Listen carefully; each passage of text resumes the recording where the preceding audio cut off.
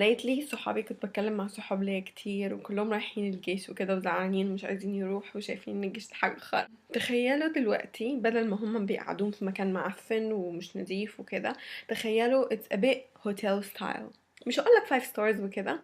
ابنى لهم بيوت. الاكل ليه بياكلهم اكل وحش؟ يعني مش هقولك حط لهم كافيار، لا، حط لهم اكل عادي، اكل. اعملوا لهم سندوتشات حلاوه بالقشطه. دلوقتي المكان اللي هم بيناموا فيه ليه ما يكونش فيه مثلا اوضه بلاي ستيشن، اوضه بولينج، اوضه بلياردو، سويمينج بول. اوكي، مش عايز دي في دي؟ نعم، دي في دي نجيبها دي في دي. دلوقتي I was thinking كمان بدل ما بيحطوا كل الناس مع بعض، اختلاط الزيادة ده بحس ان هو ممكن يعني يبوظ الدنيا. ليه مش يعملوا مثلا 3 stations، واحدة high class، واحدة middle class، واحدة low class. و I don't mean to be racist or discriminating or anything.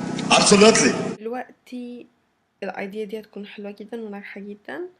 يا تبنوا لهم البيوت يا توفروا لهم القلة. والسلام عليكم ورحمه الله.